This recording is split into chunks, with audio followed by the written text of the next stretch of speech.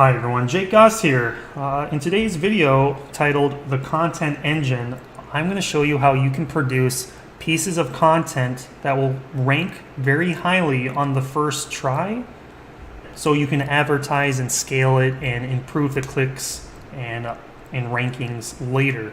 But this is a scalable system for you to work on that can handle different writers, and it's probably going to be the cheapest way to produce content that's long-term white hat and can be used on whatever level of clients or projects you might be working on. Now, at this point, I hope that you have taken some time to take the niche mastery videos where we talked about, your skills, what sort of niches you want to work with. So if you run your own business, how you can make an avatar. So your readers kind of follow this avatar. We talked about different ways that you can design content based on different customer profiles, but at this point you should know who you're working with and what sort of content you want to make. You're going to learn a lot in this video, and there's going to be some action items at the end, but let's just dive right into this, and we can go from here. So what is the content engine? Here's just some things we're going to go cover. We're going to talk about why that's effective. You're going to learn the tools and training that's needed before you start, and there's a lot of free resources and options. You don't have to spend a ton of money to do this or tons of time. I'm going to show you how you can do keyword research as good as the professionals and pick and find 10,000 keywords that your competitors have and distill them and pick the top ones so you can have 10 articles hit that front page. We're going to talk about how to do keyword mapping. So you're outlining each piece of content for a writer or for yourself. We're going to talk about how you can scale the content production and outsource the writing to a company or a team of freelancers that are very affordable. And once it's published, I'm going to show you how you can syndicate and advertise that content, get that out, getting backlinks, get that out to your existing fans. So when you come back in 3 months, you're going to be able to relaunch it and drive more clicks when we start the benchmarking and adjustment process with each piece of content. So what is the content engine and why is it effective? So at this stage, again, you should have completed the niche mastery videos and have a good understanding and good insights of the person who's going to be reading this. If you're an SEO, you're not going to be writing for all the niches. If you are a chiropractor, you might be writing towards athletes. If you really want to stick with sports therapy and be known for that, or if you want to be a family chiropractic, you talk about how you can handle, for the parents and the kids to all be together. That sort of language would be in the articles.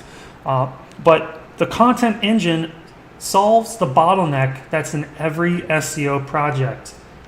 Content is always a thing with SEO, even if it's off page or on page. Even the most empty websites to the most successful information rich websites, more valuable content is always needed. I have people come to me saying, hey Jake, I need some help with my SEO. I take a look at their website, I see a home page, an empty blog with like 1 or 2 pieces, and they're like, this is like the 5th time I've adjusted the alt text, Jake. How can I just take a look at the content? How can Google understand you if your website is like a book with a nice title, nice cover title, and no pages, right? It's just a table of contents, right? Where's the stuff? But basically, the content engine condenses keywords that these big sites have that are full of pages, for you to go in and say, hey, I'm going to take this, I'm going to take what they're not really focusing on, or things that they've neglected, or opportunities that no one else is really going for, because these big sites simply get those keywords just because Google knows about these websites. we take those and we make an outline for basically very cost-effective, college-educated writers to come in and produce content. So you are free to do what you need that's more pressing. You know, the biggest thing I don't want anyone to do is to be bogged down by content writing if they don't like to write. Or if you love to write, this will help you write, be more focused, and produce higher quality pieces of blog content so you can focus on getting more traffic. You can focus on getting people in your newsletter, in your course, whatever. So I want to make sure that the pieces of content that go through this rank highly, and even though you still need to do on page and you're going to be learning benchmarking. Benchmarking is how you adjust it. So if they're on rank 10, you adjust it to rank 1. You don't have to build backlinks if it's a non-competitive niche. You just change certain things with the article or the page that you're working with. But you can do that later. This is designed to bring this piece of content and to get you pieces of content up on the front page as quickly as possible with this scalable process. So you're basically taking content and you're increasing it through little steps. It's like watering a plant. You buy the seed for a penny, and then you just spend a little bit of time here and there. You water it. You don't just drown it with water, because you're standing there waiting for the water to come out of the hose or from the, you're just kind of sprinkling it with value, and it grows over time. And this is before you even publish. But you can bring content that's a penny a word to 20 cents per word, and it's not garbage. It's not something where you're like, oh, this sounds awkward. It is something that you can kind of see, okay, I've been watering this. There have been people watering this, and it works. It should not take you more than an hour to produce a very nice, high quality piece of content that people want to share. So, and if you do client services and you help others, you can prepare these unpublished articles to grow in value, because when you write an outline, sometimes your clients want to see that outline. Usually they say, yeah, I want to know what you're going to publish. I want to know the topics. And if you can bring them multiple outlines while the content gets written for a few of them, they can fill in the blanks while the content's being written. Remember, there's an outline. It turns SEO from this mystical behind the scenes thing to a nice and fun experience. Takes it from a done for you to a done with you, where they talk about you and how you work with them. It's fun. It's not something where they kind of bite their teeth and say, I don't know what's going on, right? So there is no shortage of workers, writers, and managers for this system. It is really just something that can be run out of a spreadsheet, and I'll show you that in a moment. But an offshore college graduate can handle this completely and by themselves. This could be done by one person. They could watch this video, get good insight, and be able to handle this for you. All you gotta do is share the link, right? As long as they're in the course. Now, at a minimum, you should be able to get 15 pieces of content out every single month, right? That's about 15,000 words. And these are gonna be highly optimized with all the things checked off for around $500, because you still have to pay the writers. And for each article, maybe taking an hour, a $2 per hour data entry worker can and should process this. They're just copy and pasting stuff, looking at others, reading what they're doing, and copy and pasting, right? So here's an example of what the engine looks like. Now, I've tried other SEO tools and tons of other SEO programs. Now, this is one of the free pieces of content over at WebRisk, but this is just a spreadsheet. Feel free to use something like this, but I just have different statuses and different columns I check off. So if I'm working with someone, there's different stages each piece of content goes through. So you see all these different rows and all these different statuses, but they go in order. So if I'm writing one article, I would put down the topic, because I know the keywords I'm trying to go for. I would include the keyword with the topic. I would have the outline ready. I would keep everything together, and you're going to see all the templates and all the files we use that we've developed. But this is an example of a content engine. Having something streamlined for someone to come in and see different stages for different pieces of content is very important. As long as you follow this and then someone can follow you, you'll be able to handle this. So the tools and skills you need before you do this, you just need Google Sheets really, and because you're just going to be handling all these Google documents. For keyword research, if you absolutely don't have any money, Ubersuggest is still free. You just log in and you can still look up keywords, but it is limited. It really is limited. All the training and all the things we do is with Ahrefs. There's so much to talk about with Ahrefs, but content and keyword research is the tool to do it. For organic, for content mapping, we use, again, Google Sheets, which is free, and FreeMind, which is a mind mapping software. For on-page stuff, there's 3 options. Page Optimizer Pro, you can get like a very basic trial for like $10. You basically run a report. It's like $2 per piece of content that you're trying to do, and it tells you all the things you should do.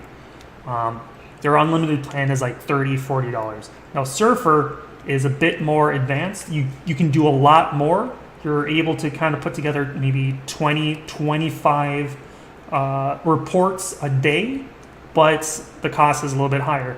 Now Quora is the cream of the crop here. This is when you have clients that are paying you $1,000, $2,000, $3,000. This is when you absolutely positively need to get everything taken care of. It's $200, $300.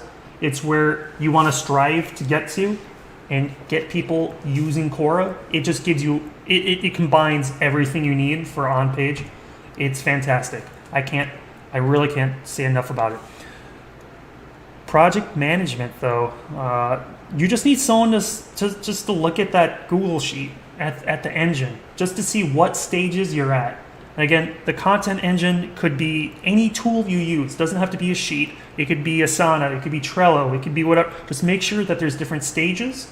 So when someone comes in, they can just move the article, move what is being done down the assembly line. That's all, right? You just need someone to come in once a day, maybe 15 minutes in the morning, right? Maybe someone just to spend an hour just to go through everything, right? What is that? What really is that? Just to make sure things are published at the high standard that you're going to set yourself at. Now, content writers, you need someone to write content for you. The biggest bottleneck is someone hurting and keeping track of like hundreds of writers. Why would you do that? Why would you submit and filter out and interview writers? Because once you have one, they're going to probably produce one article every so often. They have a life. They might be busy. You need someone to handle this. So we found you don't have to use these guys, but we've been using them, and they've been going all out. You just talk with one person, and they handle a team of people overseas, and they just write the content. It seems to be pretty high quality, and they can take in info. You just need this, right? And if you want to try them out, they do like a free 1,000-word trial here, which is kind of cool. So if you have 3 requests at a time in the popular option, you basically can get 3 pieces of content out and worked on. And they basically add around 300, 400 words per day to each article. So if you say, hey, we need 1,000 words here, it'll take 3 days, right? So you'll get 3 articles in 3 days, right? You can kind of plan for that. So here's how you can do keyword research, kind of like by just collecting everything and then simmering it down into just the easiest opportunities. Now, everyone wants to get the big keywords. Like, I want to rank for the most lucrative keywords in the world, right? But unfortunately, there's others that are in that space that have that infrastructure, that have backlinks, they have all of this already. But here's all you need to do to find the keywords that people haven't touched yet, or the keywords that are growing and are just ready for you just to come in and just make something. You don't need to do any backlinking. Maybe one that's $10 and you're done forever, right? So just go in Ahrefs and get the site. Make sure the site that you're working on, you can kind of record the domain authority, the domain rating, right? It's a score out of 100. Do that and open up 10 other competitors. So you go to Ahrefs and you can kind of process. You can make a list of all the keywords that you see. So you can go in and kind of see that there's keywords for each website. You want to pull that list, and you want to pull any parent lists that some of these keywords have. So if you're working on let's say a chiropractic website, and you put that in and you see that they're showing up for Brookdale chiropractic, and there's a parent's keyword that says Brookdale, Wisconsin chiropractic or whatever. You click on that and it opens up 30 additional keywords. You're just trying to brainstorm and bring everything. Ahrefs will tell you all the keywords that these companies are ranking for that are on the first 10 pages of Google, right? It will collect this. Take all of these and import them into a single master Google Sheet.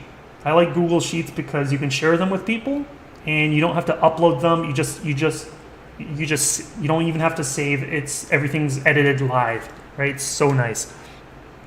Now combine them all to one sheet, and you want to remove duplicates, because if you're working with competitors and these guys are their own competitors, you might see other companies mentioned when you research these other companies.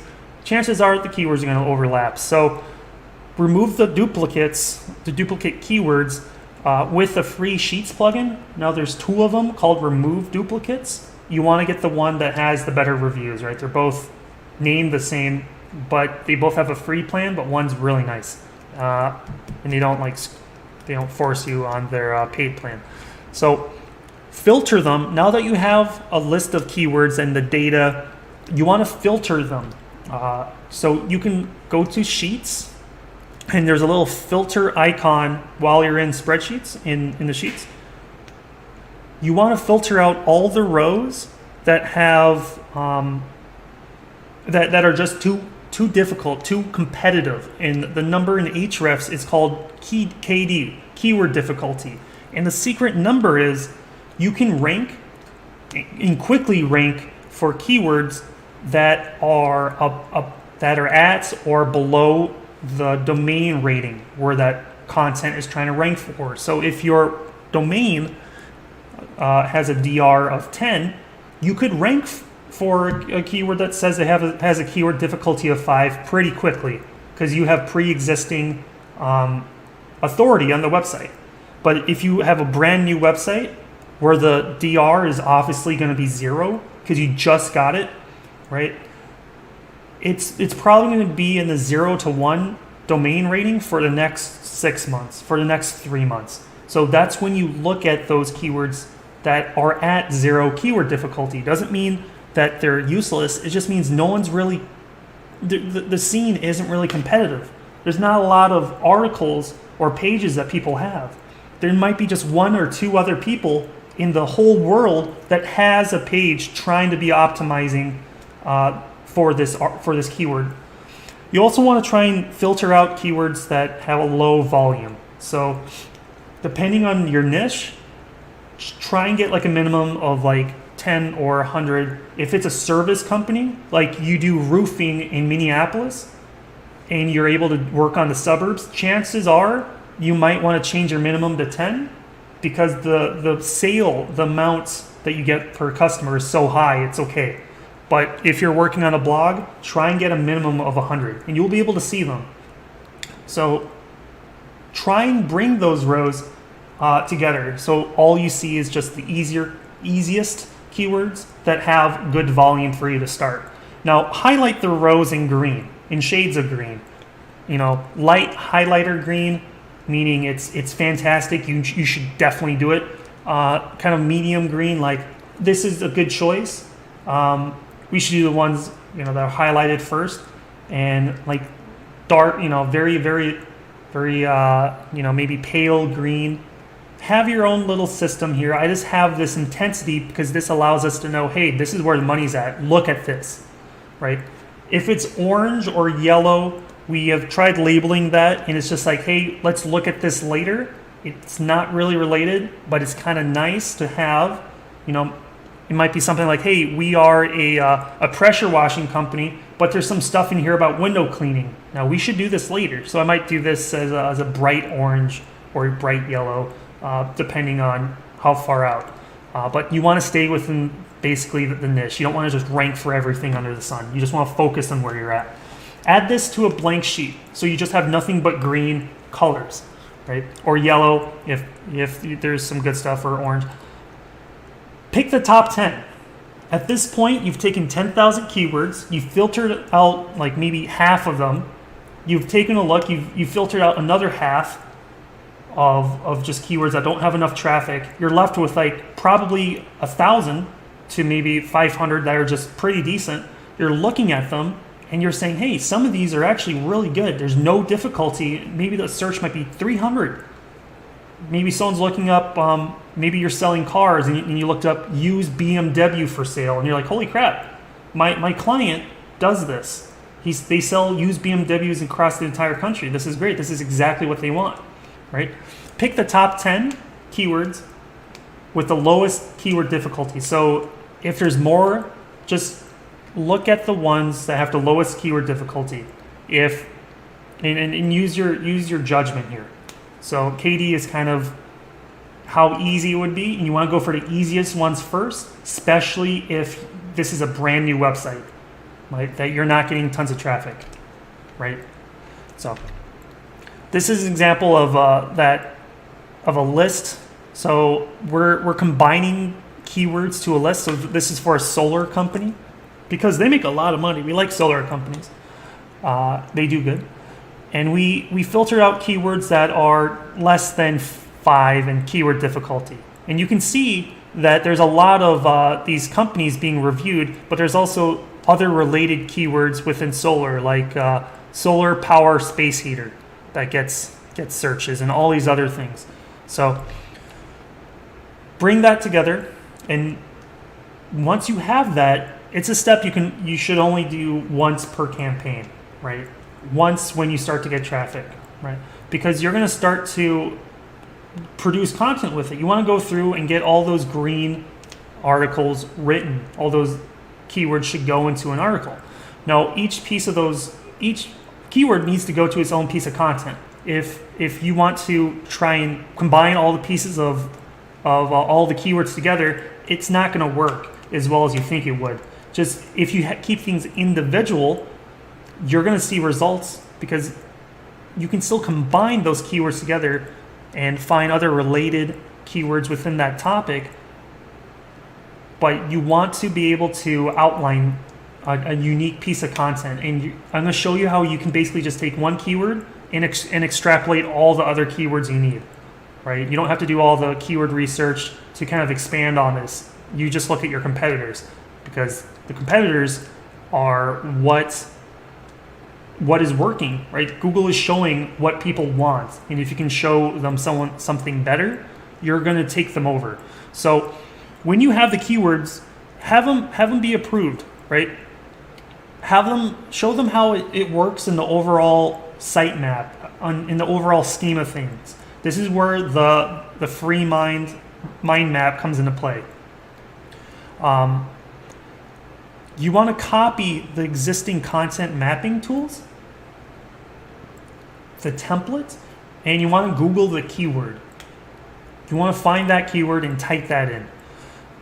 Now, you want to copy the keyword, and you want to Google the keyword and look at the top 10 pages in Google, and in Reddit, and in Quora, and these other websites, and write down what you see. People are asking questions about your topic. If you are trying to sell VR, virtual reality goggles, and you type in, maybe the keyword you saw was used VR devices,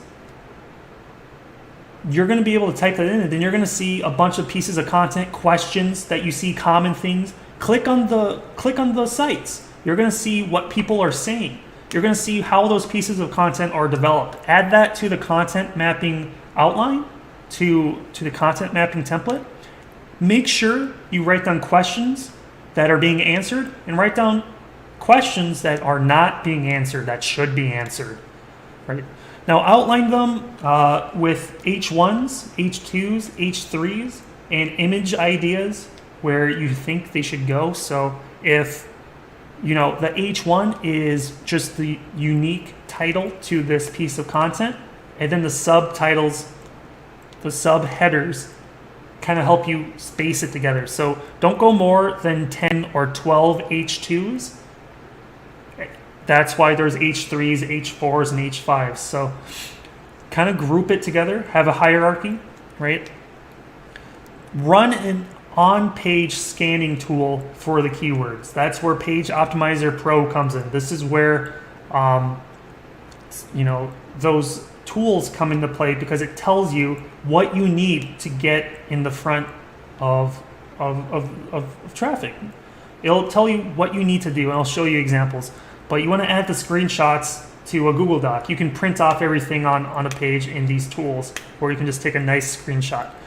Give your clients a week to approve these or contribute to the mapping, because what I've seen is small business owners are very busy. They wear tons of hats, but if you give them the opportunity to and not make it feel rushed and say, hey, we're going to give you some time, here's some options, we're going to publish this, we're going to start writing content here. So if you have something you want to say, all you have to do is go in here and do it.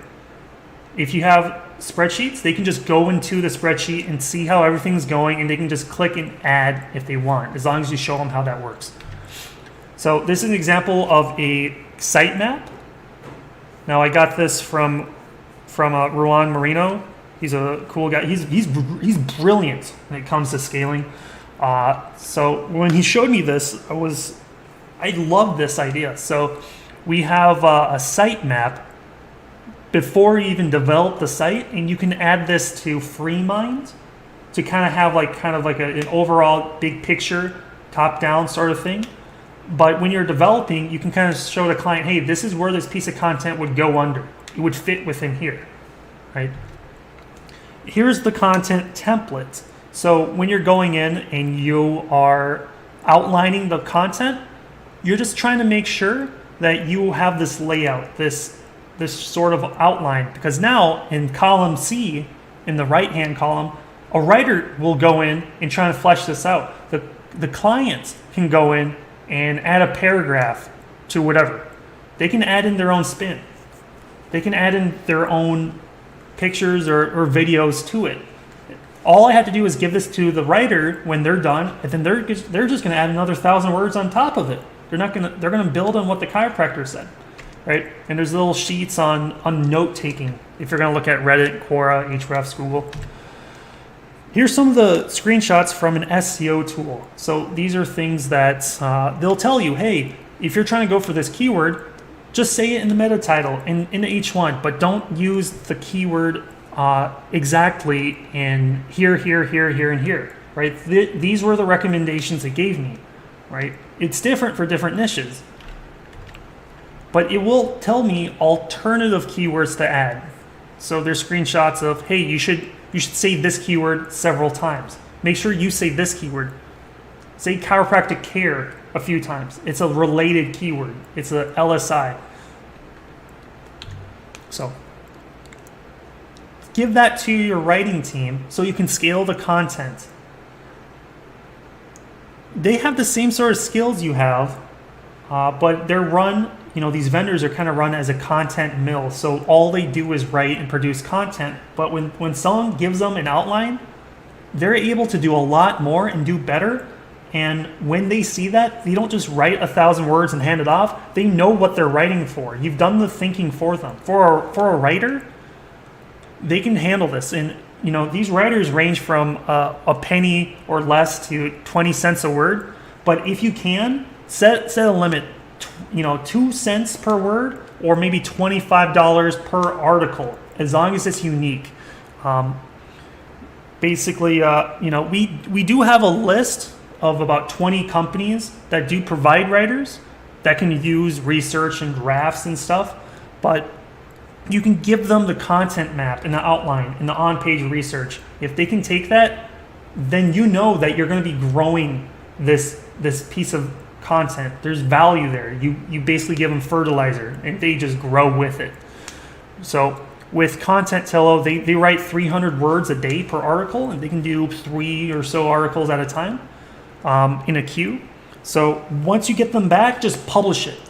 Go over it, read line by line, and just publish it. They might say, hey, you should call this number at XXXXXXXX, right? Just make sure you capture that and publish it. Run the on-page tool again and adjust. They can take your landing pages with lorem ipsum as well. If you're a web designer or you want to offer web design, you can give them a screenshot of a landing page and they can still say, hey, cool, here, this paragraph should go in this, here should go here. They'll be able to help you with that. So you can get a web design site up very quickly with hundreds of pages very quickly and charge 10,000 very quickly. But as long as you have stuff that they're working on, you know that they're producing value for you.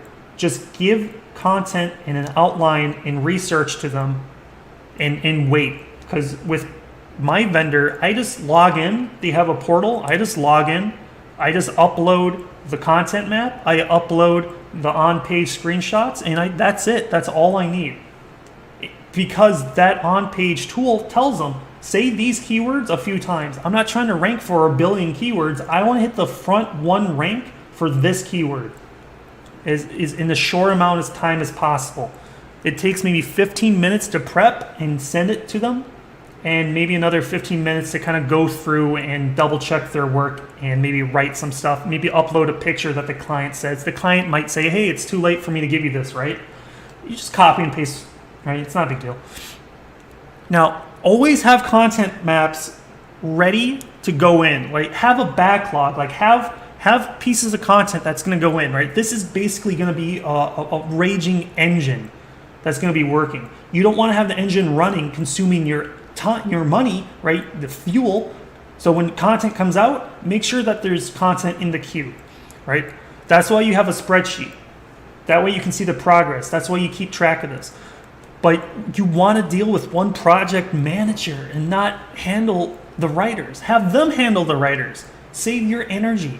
If you get a piece of content back and you didn't like it, just talk to the project manager. You can just hire a project manager to talk to their project manager, right? That's what I'm talking about with the 15 minutes a day thing. They just come in and say, hey, this isn't up to our standards. It doesn't pass the on-page thing. Have them go in and reduce the number of times it says chiropractor. It is over-optimized. It should be said 3 times as per this scan, right? That's it. That's really the only thing. It's either that or thank you, right? Thanks for your content, right? So this is just an example of a piece of content that I'm using that I got back, right? 4,000 words. I gave them the outline. I'm really glad they got this out to me, right?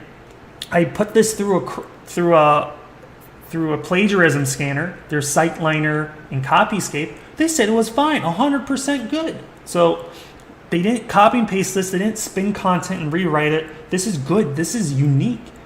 I didn't spend that much, right? I didn't spend any time. I spent 15 minutes to kind of outline this, maybe 20 minutes. And here we are, right?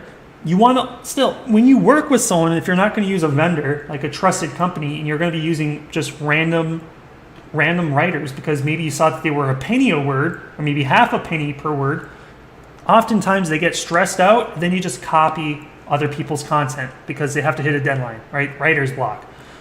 Double check your writer's work for plagiarism and uniqueness using Copyscape or SiteLiner, right? You just put in the text and it tells you where it is online if there's any paragraphs or sentences, right?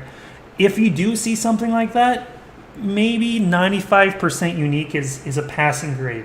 Then you might have to quote something. Maybe 90% if you're going to be really generous and tolerant. They're probably spinning content and trying to rewrite it, or they're using massive quotes in there to fill up the word count. But try and aim for 95% is okay. A professional writer, though, back when I used to write stories and write pieces of content, I still do. I used to too. You could write and publish 2,000 words a day, right? Sometimes there are professional writers that publish a new story to Amazon every day. They might do 4,000 words a day, but they don't really edit. They just kind of write whatever and then they upload it, because Amazon pays people per word read, right, in their Kindle program. So, but a good professional writer can outline, can produce this and write 2,000 words per day, right, and get that out and get that published. And that is something that you don't have to do anymore. You can bring your drafts, your ideas, your bullet points. You can reuse copy, maybe a piece of content you already wrote. And if you want to go more dark hat stuff, you can use something like Forge Writer, right, or Article Forge, which is like an AI writer. You give them like a topic, or you give them content, and they will kind of spin it. They'll rewrite it, and then it spits out something that looks kind of awkward sounding, but hey, it's unique, it's fresh, kinda. And then you can give that to a human for them to say, oh, so this is what you want. There's only a finite number of tips on how to do anything. There might be something new and exciting, but 17 tips on how to clean your bathroom sink, right? There's only so many things you can say before it starts to just be the same thing everything else says. But just make sure the outline writes itself. Now you can tell content vendors like Content.ilo to add stock photos. To say, hey, add just 1 or 2 stock photos throughout. Like, just use a free one. They'll take time and they'll do it. And that's worth it to me to kind of take that mental energy out. So they have something. The goal is for us just to click publish. And if you see them not putting in the phone number, upload the phone number as part of what you're trying to submit. Like, hey, here's the business's info. Here's their phone number. Here's their name. Here's the names of the people. Here you go. You're going to start to see that you're going to stop editing as much, and you're just going to be clicking publish. Now, once you do, you need to advertise and syndicate your content so you can wait and adjust it and improve it later if needed. Now, I like omni-channel tools, because they basically, what that is you are posting to one place and it's being sent everywhere. So there are tools that allow you to do this very nice and very quickly. You could use Zapier or if then that, but there are tools designed to have you just do it for you, right? So Story Chief, Content Burger, you just upload your article, format it, and then when you click publish, you can tell it, hey, when I publish it, go to my LinkedIn, go to my Facebook, go to my WordPress site, go to this WordPress site, and it all sets a canonical text. I was able to rank for BNI, Minnesota, which is a massive billion-dollar organization, and just because I published like 2 or 3 articles from Story Chief. And if you're part of BNI, and talk to me about it. They kind of told me, no, you can't do this anymore. But talk to me about that if you're part of that networking organization. But spend $20 on Facebook and get fans. Build an asset that's not just content. If you have existing people like in a newsletter or a Facebook group, just post to it and just boost it. Boosting is a cheap thing you can do, not as effective as just running a legit ad, but spend $20 if you really want to focus and get good at it. Run like a Facebook manager business ad, find demographics, people with interests, people that if you have fans, you can find people that are similar to your fans. But try and advertise. You got to get this out. If you don't advertise your content and make sure it's out there, people will not see it, and you're not going to get the exposure you want. You're basically speeding up like a year of just not publishing by getting it out there, and then you're going to be able to get links quickly. $20 goes a long way, right? If one single link is worth maybe $300, and you can get maybe 100 reads of people that are interested in reading it because you show them it, you want to do that. But the free way is you just keep a list of relevant Facebook groups. So big groups, small groups. You can basically pull lists from other sources, but just keep a list of Facebook groups. You can search for them, but just know what context they're about, if it's okay for you to post and advertise in it.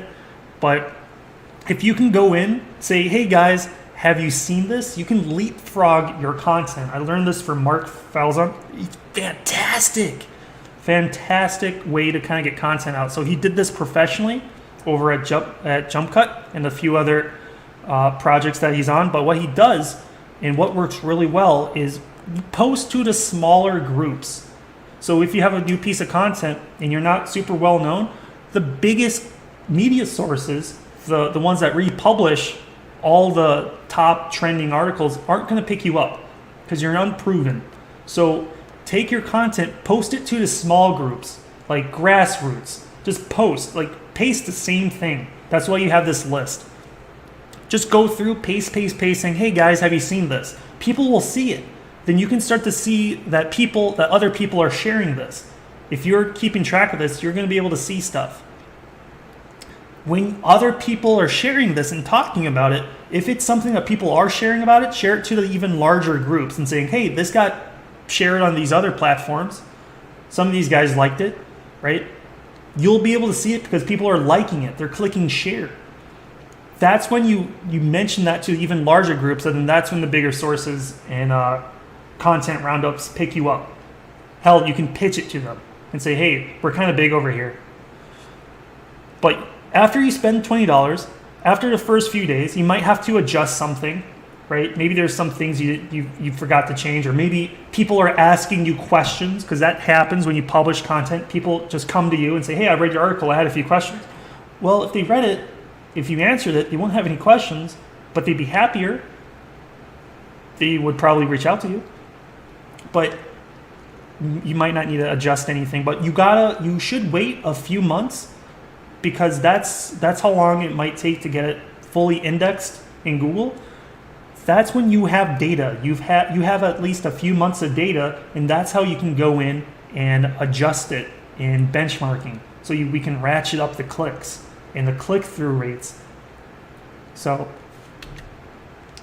Story Chief, again, fantastic. Grammarly, we run that just to double check for just weird things. Again, very quick. I just upload the text and it's done, right? There's a plugin, right? It takes a few minutes just to check. If you do video stuff or you do live stream, we use this app called OneStream. You basically take one piece of content, you can syndicate out a webinar or a piece of content, like a commercial, to different platforms, but usually business owners like to know that they can get their stuff out very quick. And this takes us like 5 seconds to do, right? So here's some action items. Choose a single keyword that you want to rank for. Like just do this first one. This is how you're going to rank for one keyword. Just have it be an easy keyword. Go to Uber Suggest, right? If you don't have any paid tools, just find something. You can go to Google, go to search, and if you scroll down, you can see related keywords and stuff that you want to rank for. Put that in Uber Suggest, and it'll tell you if it's difficult or not. Just spend some time, maybe spend no more than an hour, and look at as many keywords as you want, or maybe take 15 minutes, try and just really focus on the one that you want to rank for. That is the easiest thing that you can do. That is as close to zero in difficulty as possible, because you need to be able to build that foundation. Now, use that content map template that we provided to help research and outline that article. So you don't just take the keyword and start writing for it. Look at what everyone else is just forgetting and not even answering, because they are just running through, typing whatever that comes to mind. Collect what they're doing, try and say it better, try and make it more valuable, and answer the things that people want answered. Answer the questions that aren't there yet. Now, write this out yourself. Don't spend $500 on a content writer or on a team. Try and write it out yourself. I like people that go through and they can build a little bit of appreciation. Clients, small business owners, think it's the easiest thing in the world, and then when they sit down, they can't write it's difficult. I've had people say, hey, I thought this was super easy because that's what I did in school. I just wrote all day. But then I actually sat down. I'm like, I can't make good words, right? Writers are writers, and that's a profession. And it is a very respectable profession. Writing is great, but don't automate it all yet. If you want to pay someone to write it, that's fine. Just don't spend more than $25 on it, right? Keep that limit. But when you're done and you have that article, publish it. Publish it on your website. Publish a link to 10 other websites or groups. If you're using an app like StoryChief, make sure you set the canonical text so that way they're all mentioning the original source, so you're not just plagiarizing each other, which is bad. Spend $20 on ads, or kind of get it going, right? Share to the Masters of Traffic Facebook page for group critique. Let me look at what you're doing. Let others come in and see, hey, this is pretty good. They can give you insight. As long as you're sticking to this content engine, you're going to be doing well. And if you use Google Calendar or iCalendar or whatever, put down a calendar note for yourself to review this piece of content and to review the stats that it generated in 3 months. Clicks might be $1 or $2 per click, but when you come back and you see that $25 produced 2,000 clicks over the last 3 months because it got shared, and that's what you're going to see the value of automating, getting 15 pieces of content out every day. Or 15 every day is a whole lot. But I hope this has been helpful, and I hope this is something that you're able to do. Make sure you share what you're able to do. And again, I'm looking forward to having you learn. Let's go.